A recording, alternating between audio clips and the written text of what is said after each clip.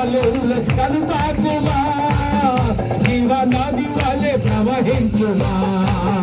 వందే అంకెళ్ళే రాదేవా అన్య భాషలతో అభిషేకించు గాలు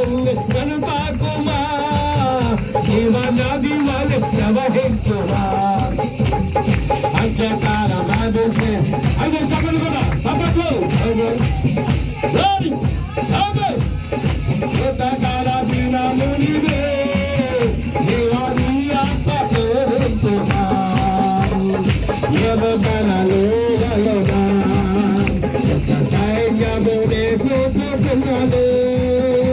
అధికారం పొందినతో నా ఆత్మను ప్రవచించేదను ఎముకలలో గలదా ఒక సైన్యమునే చూపుతున్నది